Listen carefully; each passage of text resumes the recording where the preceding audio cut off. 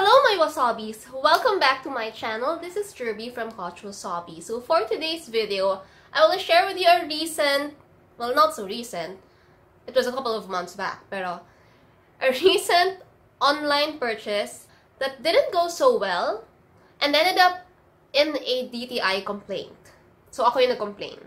If this is something that you'd want to learn about, please keep watching.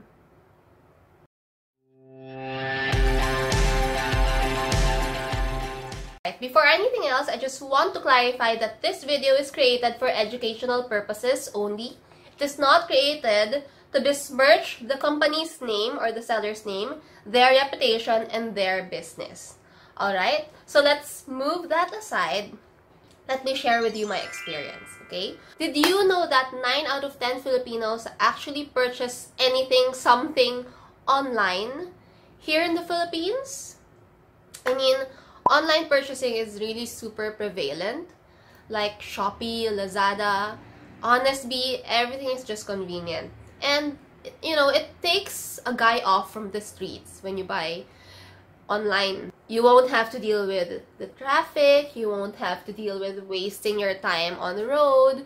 You won't have to deal with gas prices kasi i-order mo na lang siya. It's super convenient. That's why everybody, most of us, really enjoy that kind of convenience. And with technology, why not, diba? Sometimes nga, it's cheaper pa to buy online than when you go out to the stores. Alright. Okay, so let me share with you my experience. Kasi over the holidays, during the holiday rush, I'm sure most of us, karamihan, kung pwedeng online na lang ang ginagawa natin, right?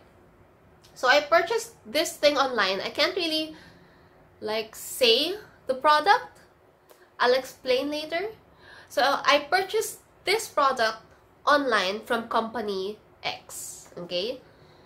Company X, I can't really say much about the company, pero net, ang nangyari, yung binili ko, hindi ako na-satisfied. I was really super disappointed with it. I purchased 2 products from them.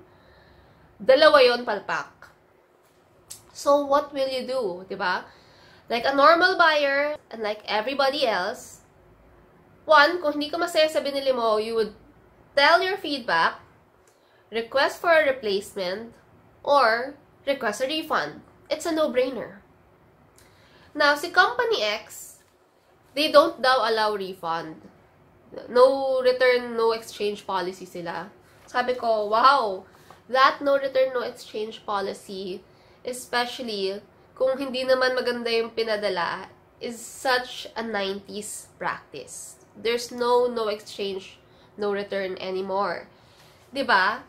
I mean, unless it's because of change of mind. Pero hindi talaga. Yung products na in-order ko, yung isa, mali yung size. It's a made-to-order thing. Yung isa, mali yung size. Yung isa, ang pangit talaga ng pagkagawa.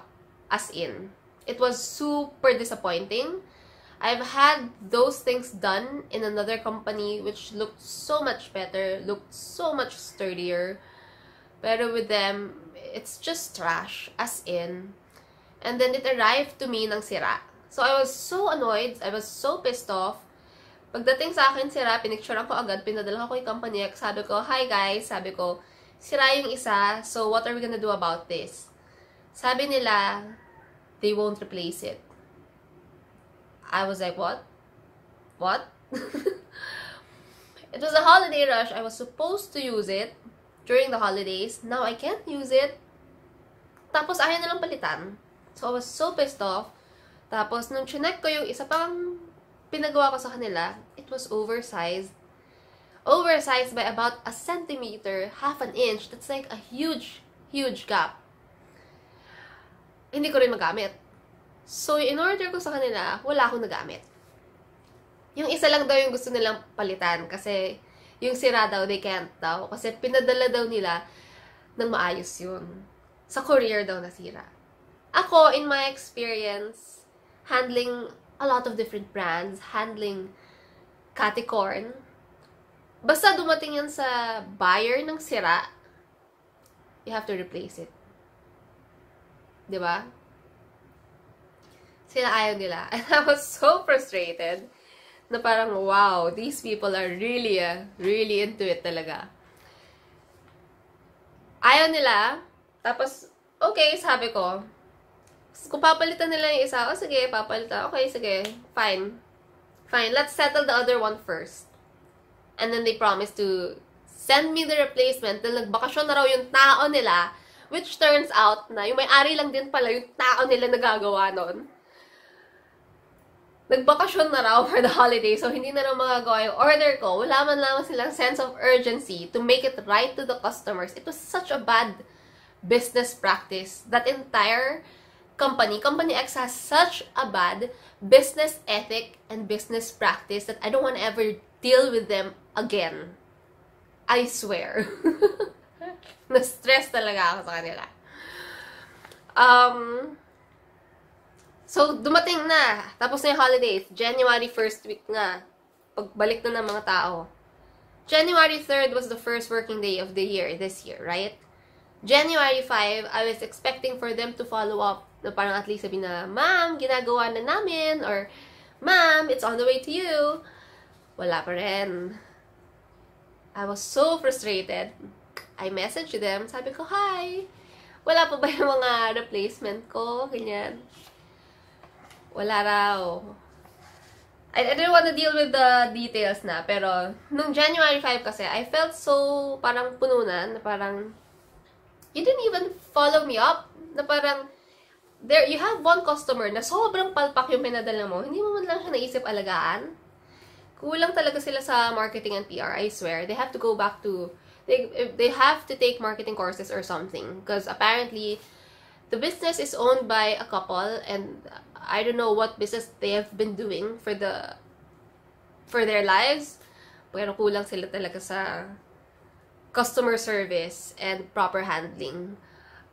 Damage control. Wala silang gano'n. I swear. Wala silang kaamor-amor sa mga clients nila.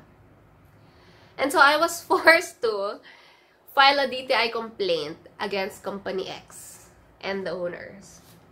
Okay. So I just want to remind everyone that when you engage in an online transaction, always try to keep the chat thread. Number 1, that's my tip for you. Number 2, always keep the receipt or transactional proof, like yung nagbayad ka or yung papel na would show that nag-deliver sila or any transactional proof na nangyari yung transaction. Kasi you will be attaching those if you're gonna file a complaint sa DTI. So, buti na lang, there's DTI Fair Trade Bureau. Yan, Fair Trade Enforcement Bureau. So, FTEB, that you can contact. There's a form online that you can fill up. I will put the link here.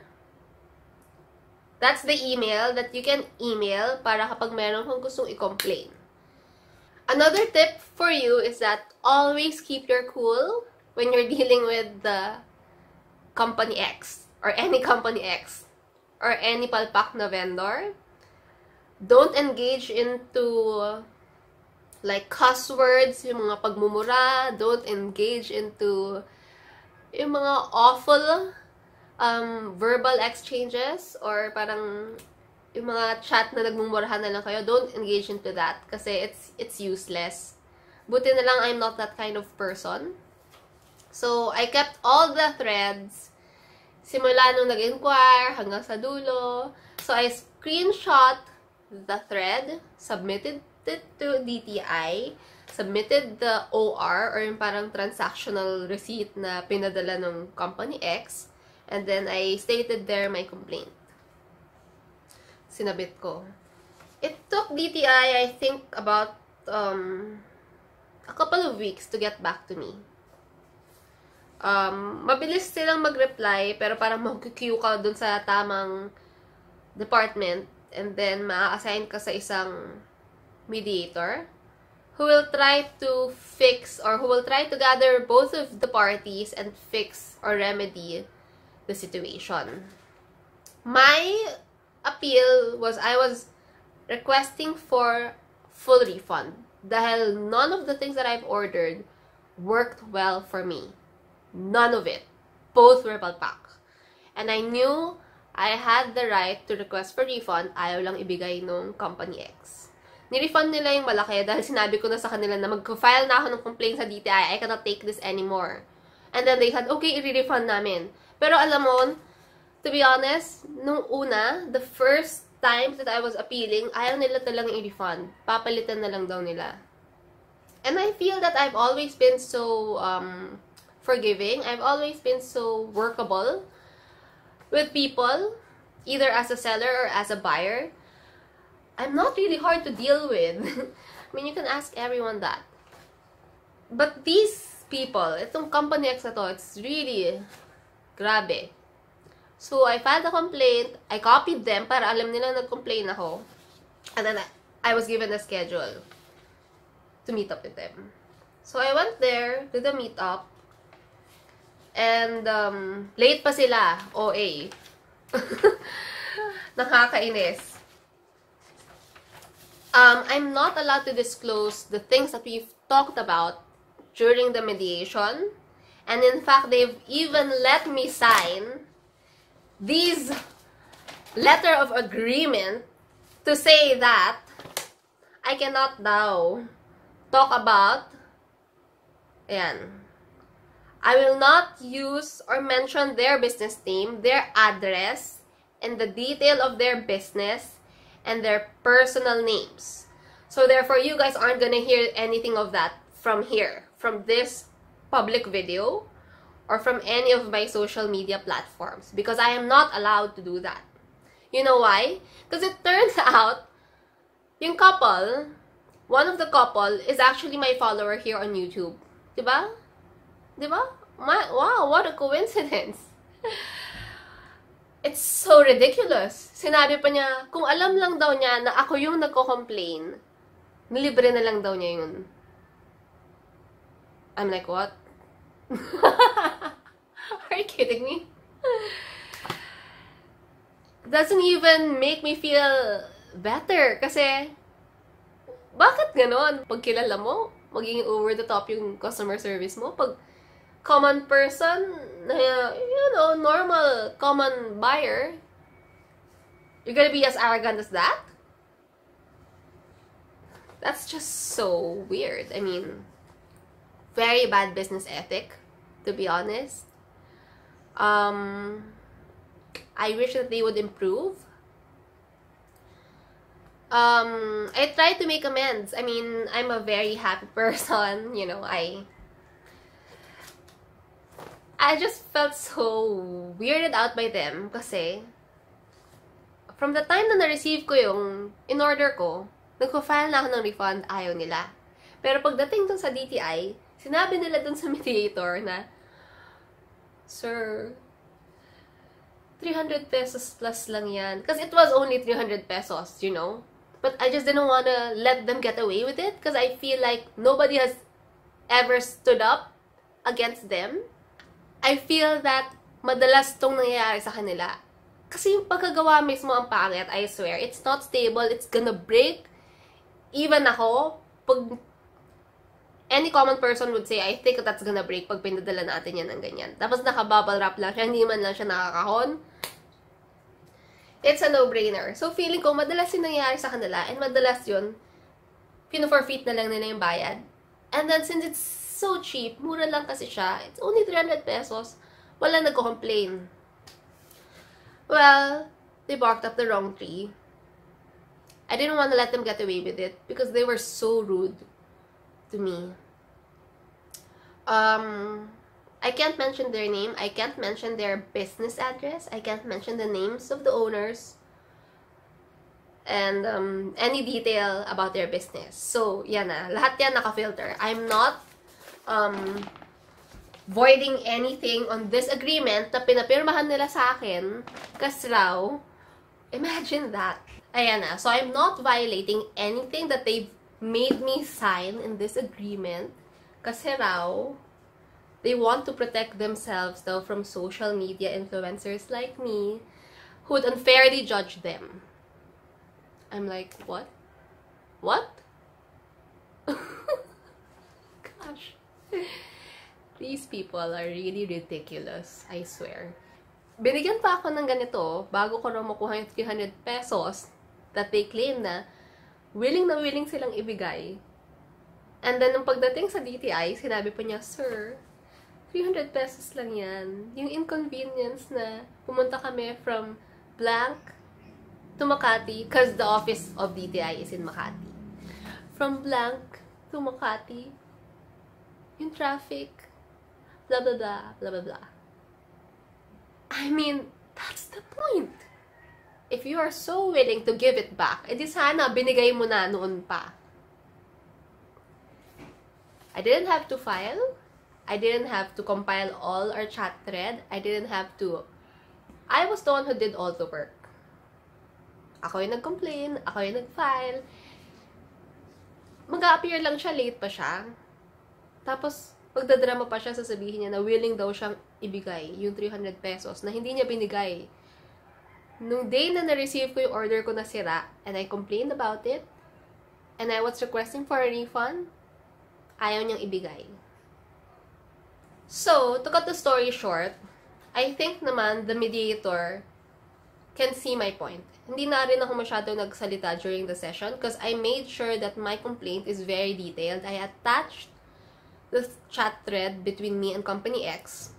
I did omit some details that are irrelevant, like yung bank details ko, hindi ko na parang tinanggal ko lang.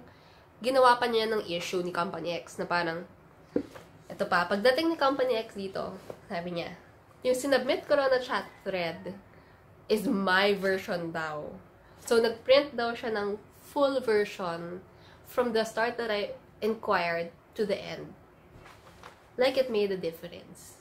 I mean, my tip for you is, stay true. If you know that you are right, you don't have to hide anything. Kasi papaikutin ka ng vendor, ng supplier. And makikita naman yan ng mediator. So, the good thing is the mediator knows naman that I have a point.